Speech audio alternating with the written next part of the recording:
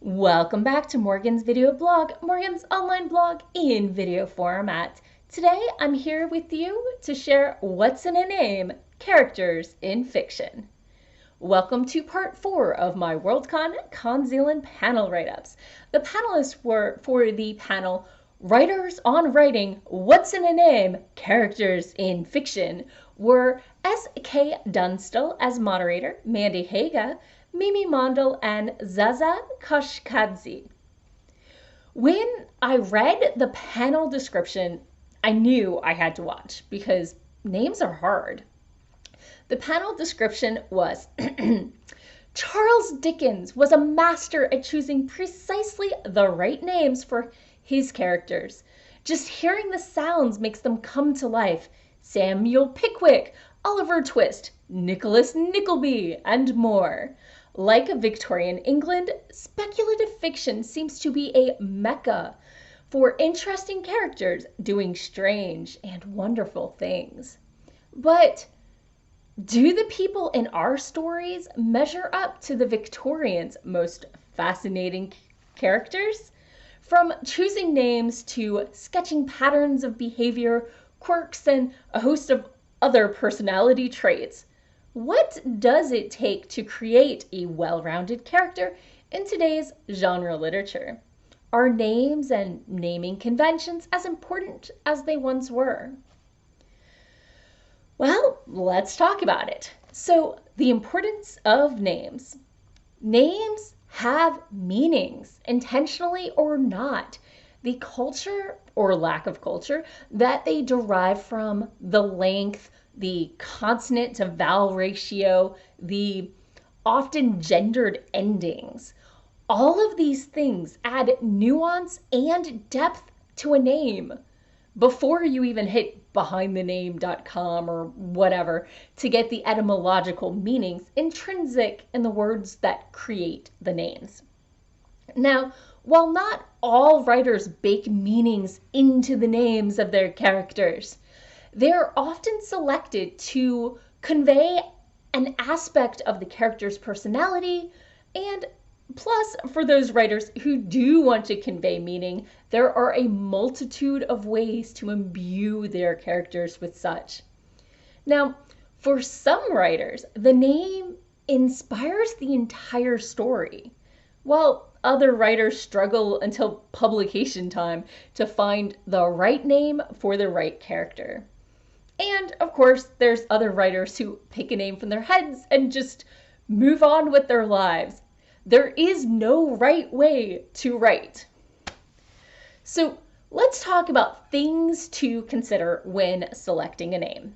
Step 1, do your research. There are a lot of things that go into a name that may not be readily apparent when lost to the mists of time or across a cultural divide.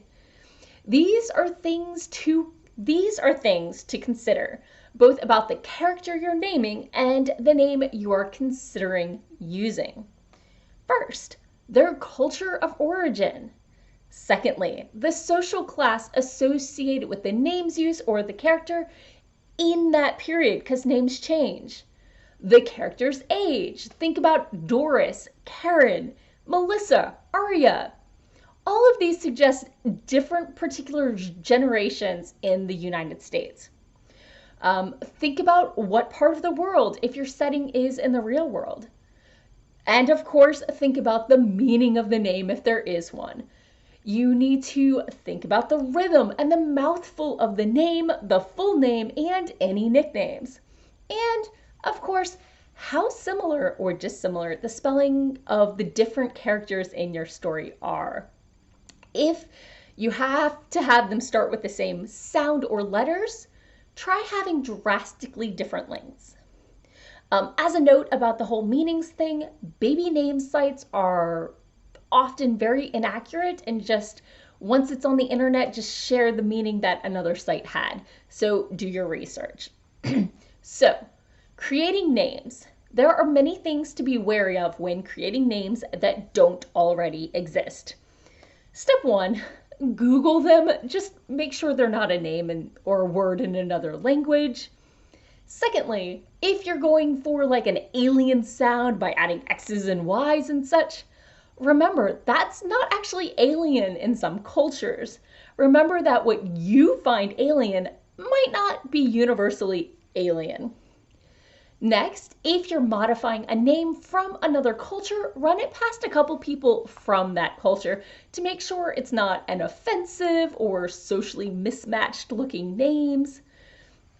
And finally, readers usually prefer something they can pronounce. Now, warnings about using real people's names. You all know you can get in some serious legal trouble if someone realizes that a character with their name was based on them and they don't like the characterization or they want to cash in. There are some protections, but most authors just try to avoid the whole issue. One thing you can do, especially for friends, is to send them a copy before you publish and get their sign off.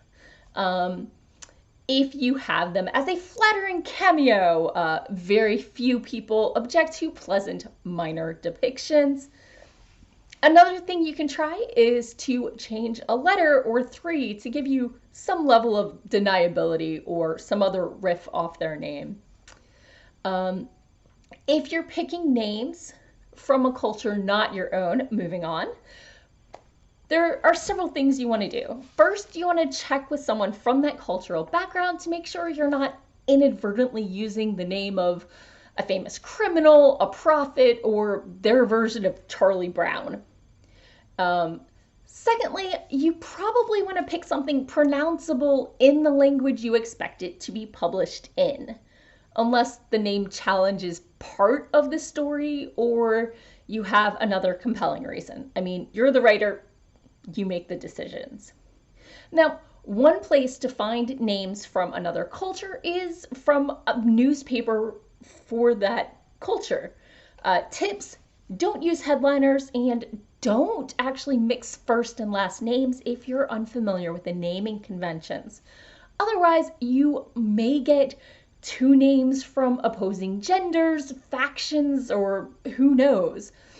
Even if you're not writing in a different culture, though, I do like using TV and movie credits to find naming inspirations.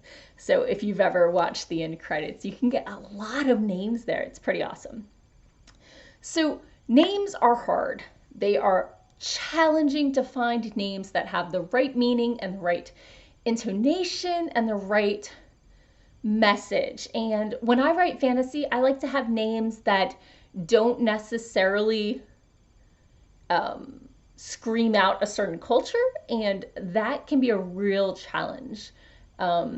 So think hard, and remember, even picking Bob, Sue, and George says something about your character. Let me know in the comments below, how hard do you find naming characters? Which for you comes first, the chicken or the egg, the name or the story? Tell me all about it in the comments below, and I'll be back again next week with more writing tips and writerly musings. Bye-bye.